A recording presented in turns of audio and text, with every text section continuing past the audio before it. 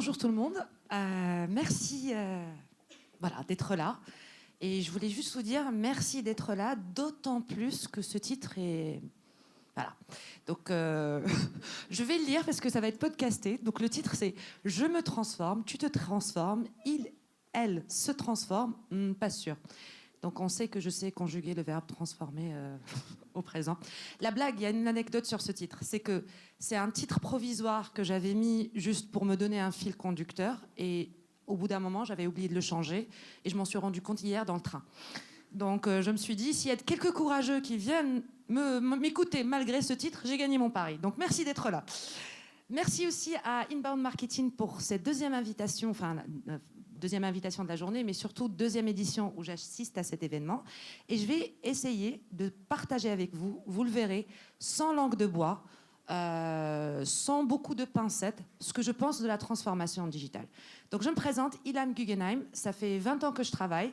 Et ça fait 5-7 ans à peu près que je travaille exclusivement sur les enjeux de transformation digitale. Aujourd'hui, de quoi on va parler? La première chose, c'est qu'on va se mettre d'accord sur de quoi on parle quand on parle de transformation digitale. La deuxième chose, c'est qu'on verra son impact sur ce qu'on peut appeler le nouveau client, le nouveau collaborateur, et puis je laisserai un petit peu de temps pour des questions si vous en avez. Et vu que vous êtes encore une fois courageux et que vous avez résisté à ce titre-là, donc je suis sûre que vous avez plein de questions. Alors, transformation digitale. La première fois que ce terme un petit peu est apparu sur Google Trends et tout, on peut voir que ça a commencé vers 2014. Effectivement, vers 2014, des entreprises, par opportunisme, par conviction, ont commencé toutes à accoler le terme transformation digitale sur tous leurs projets, sur leurs propositions de valeur, etc. Quand on fait aujourd'hui une recherche sur Google, vous vous rendez compte, on a 54 millions de réponses sur ce terme-là.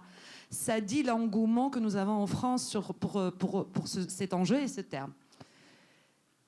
Quand on parle de transformation digitale, moi j'ai pensé à Don Quichotte et à Sancho, dans le sens où, quand je disais par opportunisme ou par conviction, ou les deux, c'est un peu comme Don Quichotte.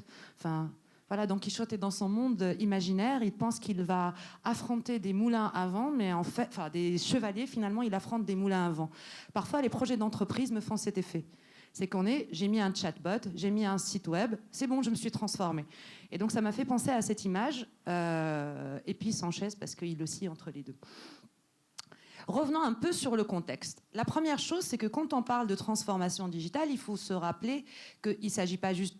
transformation, je n'aime pas ce terme parce qu'il implique qu'on change d'un état à un autre, alors que nous sommes dans ce qu'on appelle une révolution industrielle. Donc, je l'avais évoqué l'année dernière, Klaus Schwab, CEO et fondateur de Davos, qui parlait de la 4e révolution industrielle, qui est la révolution numérique. Et cette révolution est portée par 3 choses. La première, c'est Internet. La deuxième, c'est le mobile. Et la troisième, c'est les réseaux sociaux. Ces 3 combinés, oui, on peut dire l'intelligence artificielle et que ça, mais ces 3 combinés ont agi comme accélérateurs. Le propre de cette révolution, c'est que, contrairement aux autres, elle est exponentielle. Les autres révolutions, on a eu la vapeur avec le premier métier à tisser, on a eu le Fordisme avec les premières chaînes de montage, on a eu les usines, 3e révolution, les usines avec des ordinateurs programmables, ainsi de suite, ainsi de suite. Mais à chaque fois, on avait une innovation, une manière de faire, poum, poum, c'est droit, jusqu'à la prochaine révolution. Ce que nous expliquent les experts, et donc notamment Klaus Schwab, c'est que cette révolution, son propre, c'est qu'elle est exponentielle. Chaque innovation permet d'aller encore plus loin et s'appuie sur une innovation précédente. Donc, première chose, quand on parle de transformation digitale, je préfère le terme révolution numérique ou révolution digitale. Deuxième chose, le propre de cette révolution, c'est qu'elle est portée par nos usages.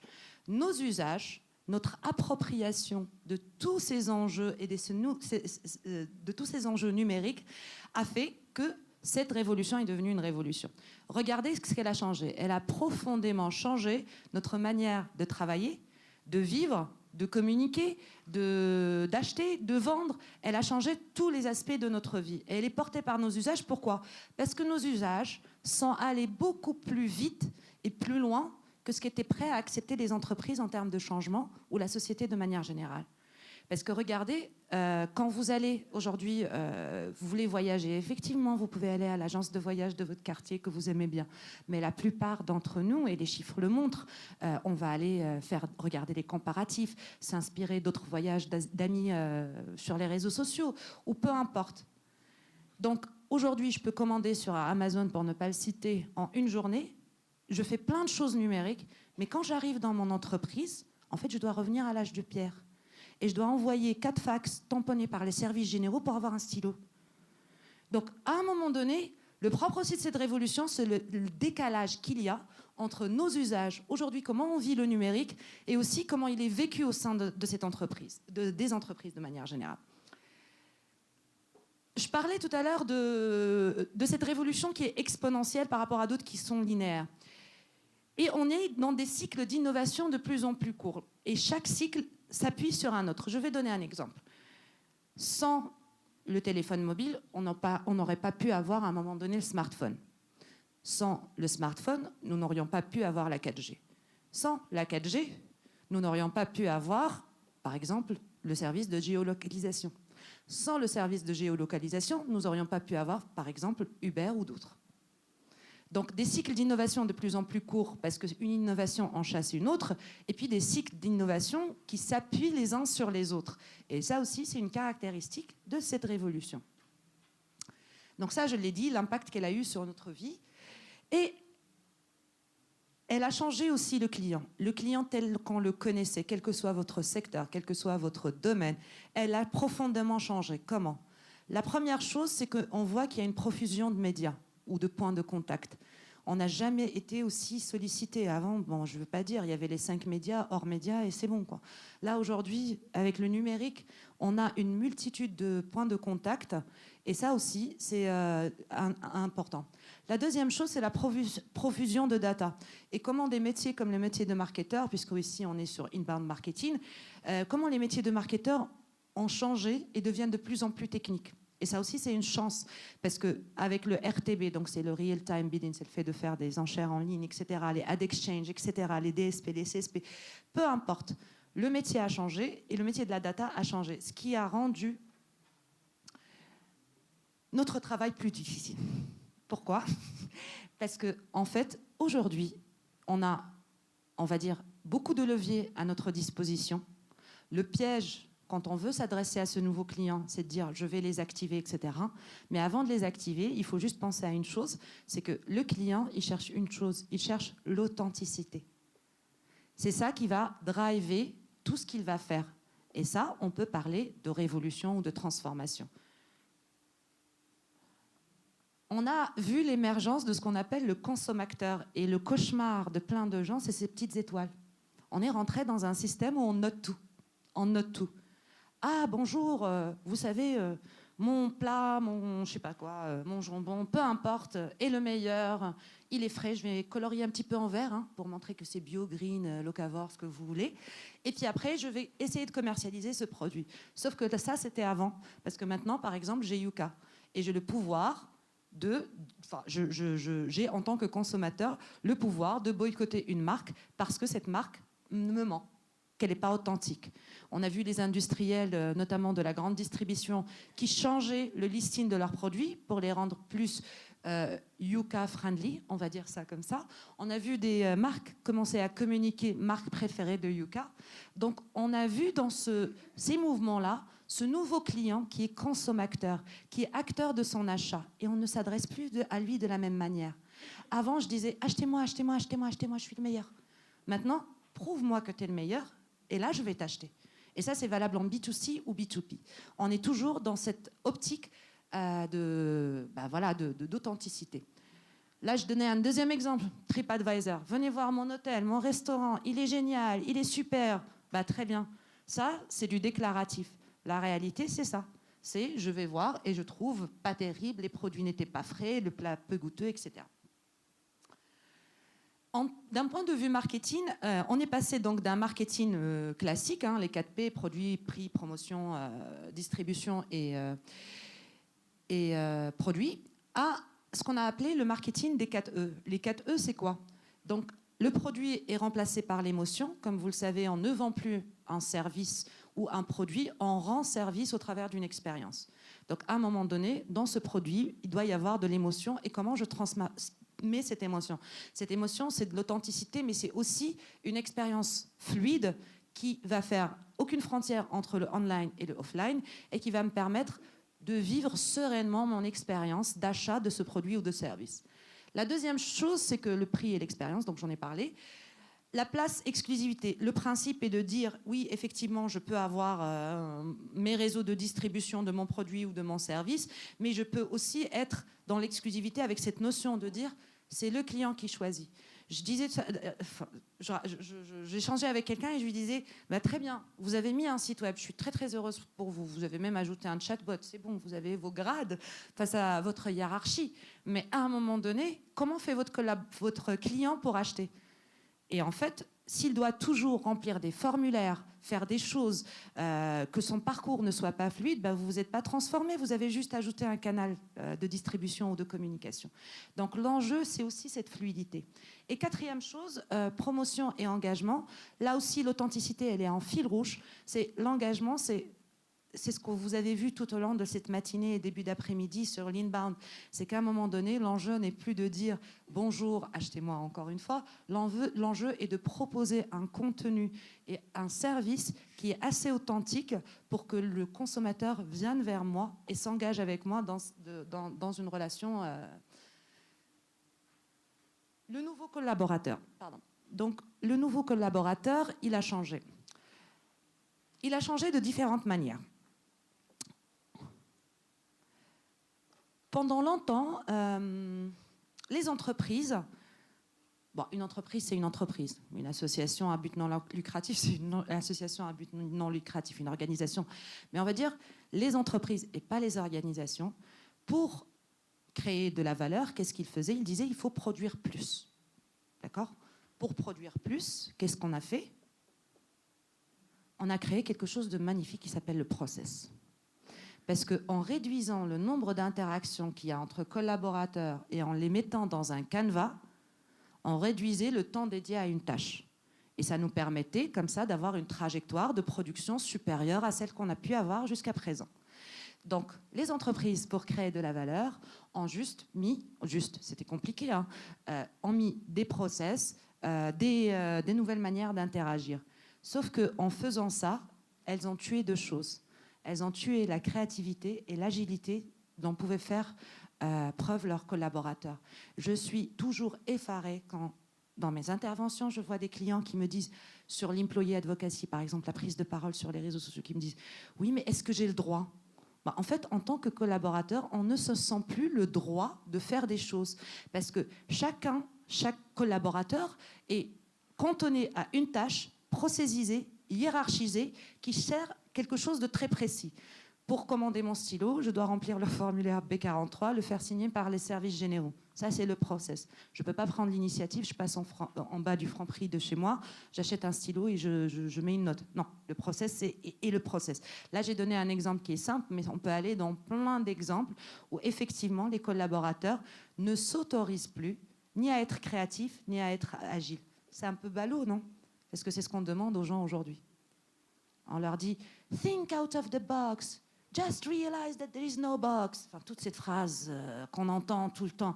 Oui, ben, think out of the box. Si pour organiser une réunion qui n'a pas trait à mon cœur de business, je dois demander l'autorisation de mon manager, qui doit la demander à son manager, qui doit faire approuver par je ne sais pas qui, ben, je ne vois pas trop comment je vais thinker out of the box, moi. Hein. Donc, à un moment donné, on est en pleine contradiction. On a mis des process pour créer plus de valeur, et à un moment donné, ces process-là nous empêchent effectivement de nous transformer. On parle aujourd'hui beaucoup de symétrie des attentions. Vous vous rappelez cette slide, j'avais la même pour le client. Donc, le client est en demande d'authenticité. Tu me dis que mon jambon est le meilleur alors qu'il est plein d'additifs. Tu me dis que mon restaurant, ce restaurant est le meilleur alors que les avis disent le contraire. Eh ben, aujourd'hui, la symétrie des attentions, c'est traiter votre collaborateur avec autant d'attention que votre client.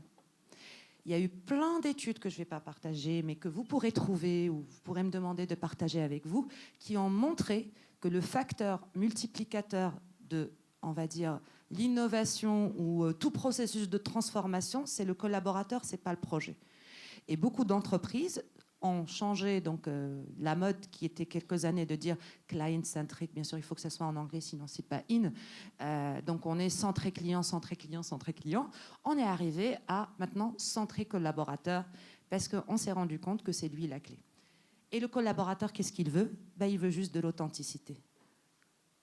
La même chose. Vous me dites, ah, mon entreprise est super, venez travailler avec moi.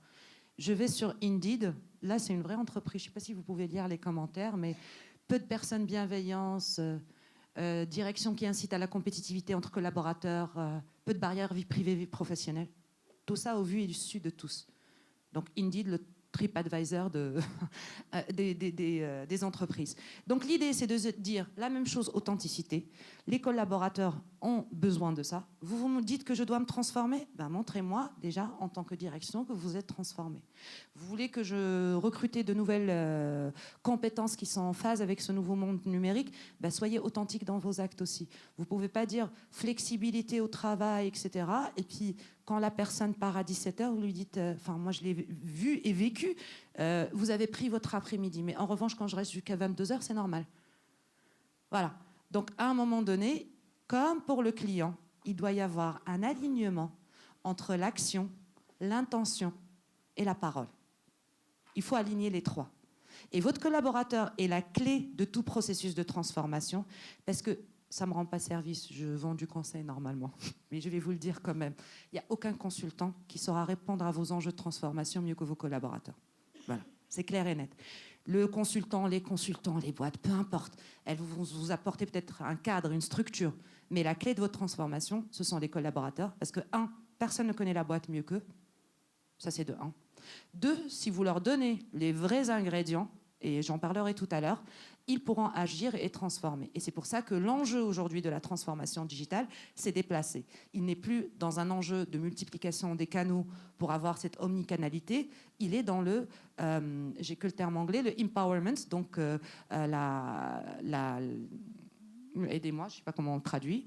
Donc, le fait de donner confiance à son collaborateur et de l'aider à grandir dans son rôle, parce que c'est lui qui va aider à transformer. Alors, l'autre chose que j'ai pu remarquer cette année, c'est qu'il y a une porosité entre la marque et ses collaborateurs. Je ne sais pas si vous avez, je ne veux pas faire plus de bad buzz que ça sur le sujet, si vous avez suivi le bad buzz du slip français, une marque iconique française, voilà.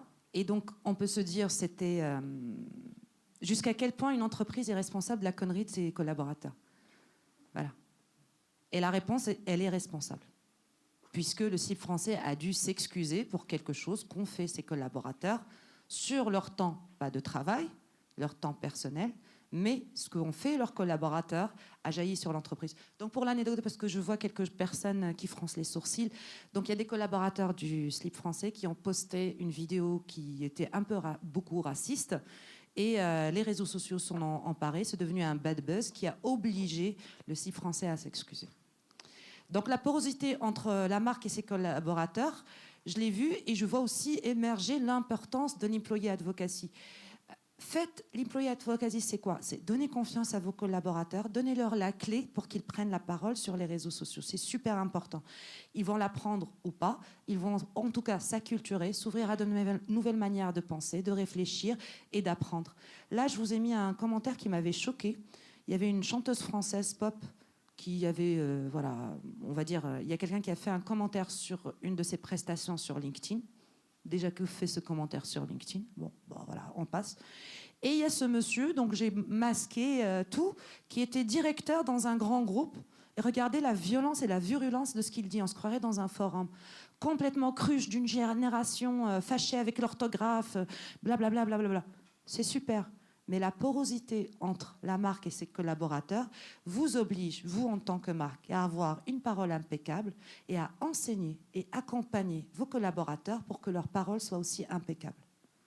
Et ça, c'est une tendance très forte qu'on voit depuis un certain temps, mais je trouve que cette année, ça s'est bien amplifié. Enfin, 2019. Finalement, se transformer, c'est quoi? Se transformer, c'est être attentif à son monde et changer en s'adaptant. Être attentif à son monde, rappelez-vous, je vous ai dit, oui, vous pouvez suivre les experts, vous pouvez recruter des experts, il n'y a pas de souci. Mais être attentif à son monde, c'est quoi? C'est écouter les signaux faibles. Je suis sûre qu'avec une bonne interview, chacun d'entre nous a la clé de transformation de son entreprise. Et s'il se trompe, eh ben, c'est pas grave. C'est sa compréhension aujourd'hui avec les éléments qu'il a ou qu'elle a et qui lui permet d'être à l'écoute de ce monde-là. Et puis changer en s'adaptant, ben, vous le savez, on est rentré dans ce qu'on appelle l'ère du darwinisme digital. L'ère du darwinisme digital, c'est que le plus fort n'est pas celui qui montre le plus de muscles ou de solidité financière, ou peu importe comment on la transpose. Le plus fort est celui qui sait s'adapter à son environnement. Et aujourd'hui, bien malin est celui qui pourra nous dire des tendances sur ce qui va se passer dans notre monde numérique, qui va nous dire quel va être, on va dire, l'essor de telle ou telle technologie. Mais c'est avec cette écoute active du marché et une adaptation à ce changement qu'on arrive à se transformer. Alors, là, c'était juste une longue introduction. Le cœur, c'est ça. Et c'est aussi le troisième tiers de ma présentation. C'est... J'ai travaillé avec quasiment 40 ou 60 entreprises sur des projets différents de transformation. Et j'ai été moi-même le fameux CDO. Donc, j'en ai tiré 5 conclusions que je vous partage en forme d'enseignement.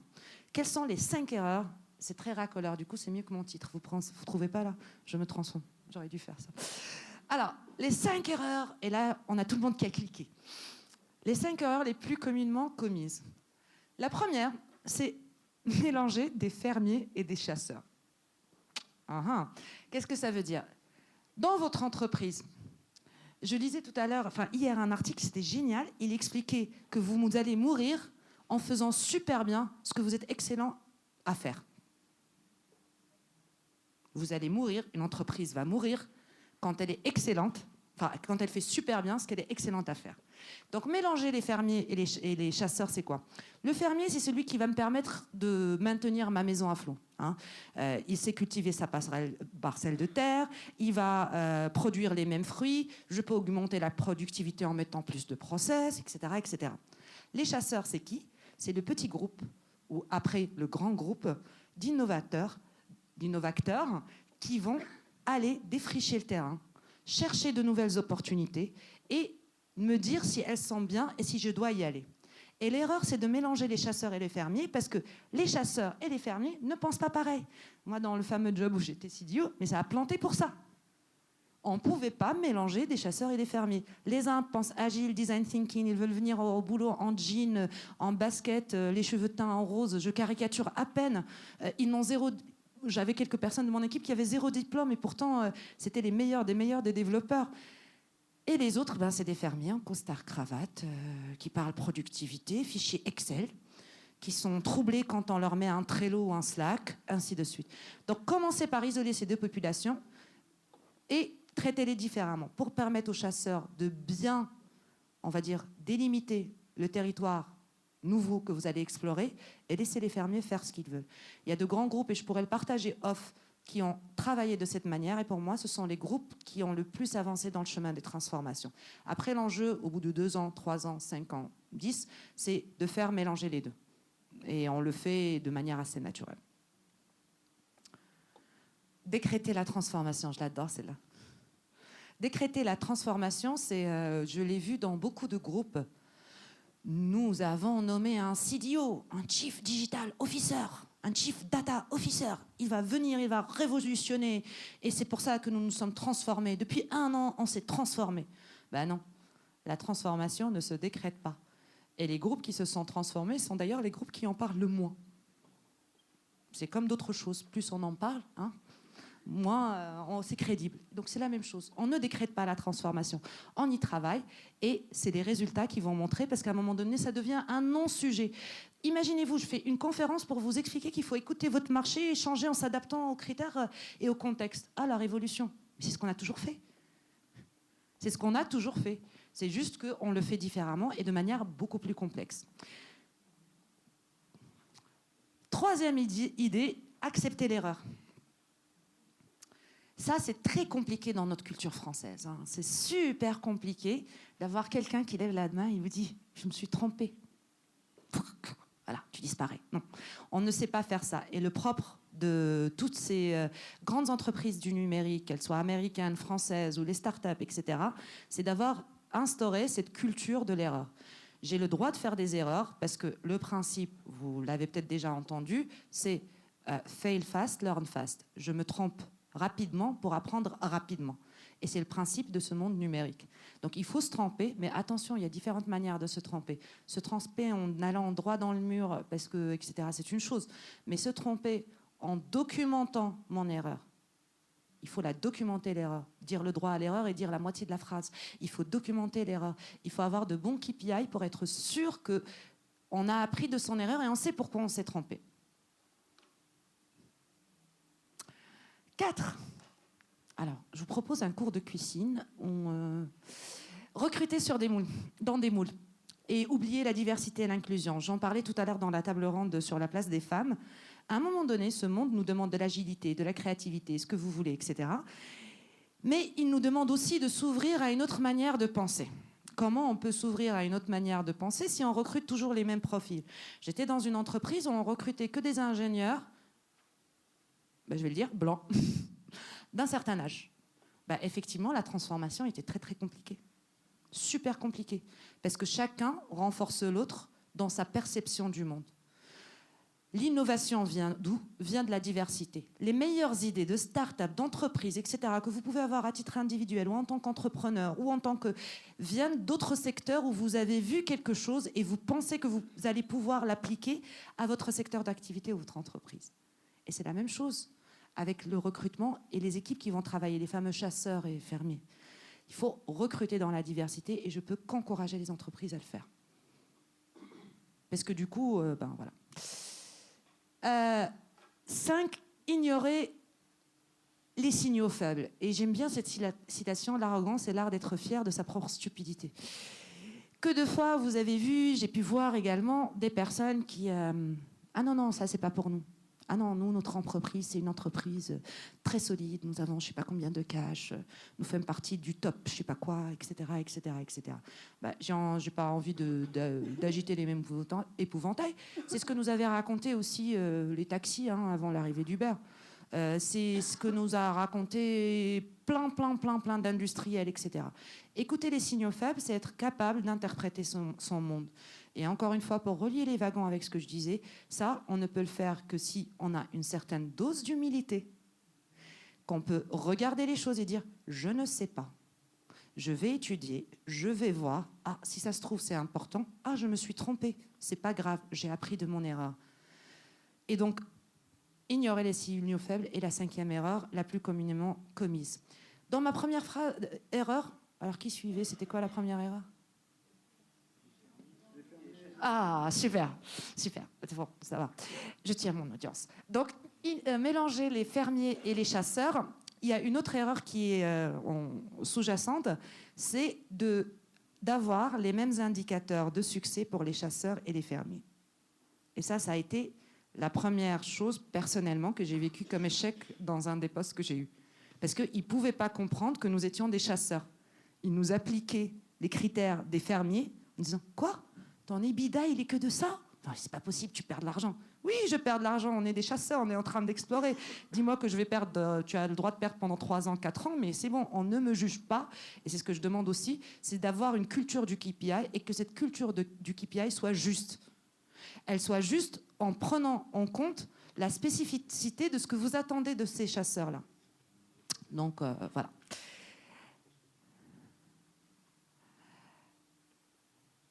Alors, avant d'arriver à la partie questions-réponses, j'avais juste quelques petites réflexions à partager.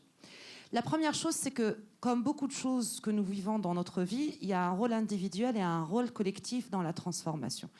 Effectivement, c'est beaucoup plus compliqué si le top management n'est pas engagé. Effectivement, c'est beaucoup plus compliqué si les managers font une levée de bouclier comme ça, je protège mon poste et je me protège.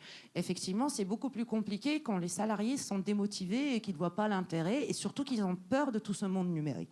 Mais à un moment donné, c'est une responsabilité collective et individuelle. Pourquoi ? Parce que le collectif doit, en co-création, avoir une vision claire Et changer est individuel parce que ce changement ne peut arriver que si chacun de nous joue le jeu. Alors le rôle de certains est plus important que d'autres, mais il est important. Après, pour faire le lien avec l'inbound marketing, etc., je pense qu'on est rentré dans ce qu'on appelle l'ère de la permission. Pourquoi ? Regardez ce qui se passe avec le marketing. Donc, je parlais de l'inbound et de l'outbound marketing. L'inbound, ça invite le client, et le outbound, ça invite chez le client. Donc, le client doit me donner la permission. Je ne peux pas importuner comme ça un client. Donc, ça aussi, c'est quelque chose qui est très propre à cette révolution. La deuxième chose, le nouveau collaborateur. L'innovation managérielle. Quand on parle d'innovation managérielle, on pense souvent à plein d'actions sympas qu'on peut mettre en place pour... on va dire changer l'organisation, mais on oublie de dire que le collaborateur a le pouvoir maintenant. Ok, si je suis depuis 40 ans dans le même poste, dans la même boîte, je n'aurai peut-être pas le même pouvoir que d'autres, mais on le sait, les métiers du numérique demandent des compétences précises, et aujourd'hui, il y a clairement une guerre de talents. Et cette guerre des talents oblige également les entreprises à se réinventer, notamment en revoyant tout ça.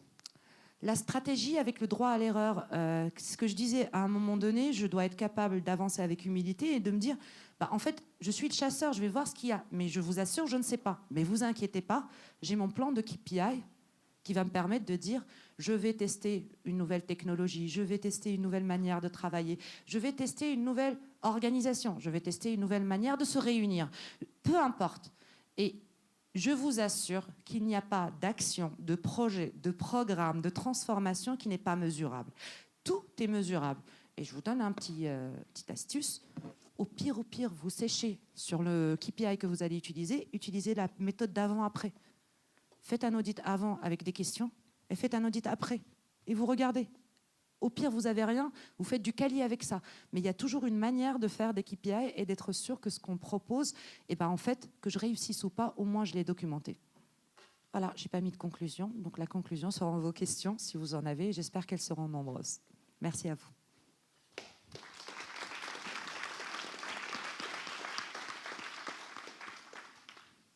J'ai été surprise par votre réflexion sur séparer les chasseurs et les fermiers. Alors comment, quand on prône l'importance de la diversité et la force de la diversité, on peut dire qu'il faut séparer les différents acteurs? C'est vrai qu'il y a une contradiction, si on le dit de cette manière. Quand je dis séparer les chasseurs et les fermiers, c'était encore une fois mon expérience, c'est qu'en tant que chasseur, on est comme une petite plante, toute fragile. Quand on nous a mis dans le grand bain du grand groupe, on a été écrasé, avalé, on ne pouvait plus rien faire. C'est pour ça que je disais les séparer, les protéger, leur laisser prouver leurs valeurs et que le changement qu'ils prônent, ou en tout cas la transformation qu'ils essayent de mettre en place, elle est vraiment, elle marche ou elle ne marche pas, avant de les intégrer effectivement en inclusion, etc. Et après, la diversité, c'est valable pour toute l'entreprise, que ce soit les fermiers ou les chasseurs. Voilà. Juste une remarque, j'ai utilisé par le passé le mot plutôt éleveur que fermier. Ah, j'ai pas votre connaissance technique. Quelle est la nuance? Mais c'est normal. Bref. Ceci étant, dans le monde des fermiers, des éleveurs, il y a des gens qui ont du talent, bien sûr, qui peuvent être tout à fait de très très bons développeurs, quoi. Bien sûr. Et il faut procéder par petites touches, je pense. Exactement. Voilà. L'année dernière, j'avais utilisé une phrase, je disais la transformation digitale, c'est comme de l'impressionnisme. C'est par petites touches. Je sais pas, je vais prendre un pinceau et je vais badigeonner toute l'entreprise de digital. Non, vraiment, j'avance en petites touches et tout en finesse. Et effectivement, à un moment donné, donc ça rejoint la question de Madame, l'inclusion, c'est aussi prendre aussi des personnes chez les fermiers. Enfin, les éleveurs, pardon. Excusez-moi de prendre deux fois la parole. Cette évolution nouvelle des entreprises, est-ce qu'elle est maintenant engagée et majeure au niveau de ce que vous observez dans vos conseils, dans l'accompagnement? Je dirais que la prise de conscience est généralisée. Il n'y a pas un chef d'entreprise, un responsable qui va vous dire « Oh non, rien n'a changé, etc. » Donc il y a une prise de conscience.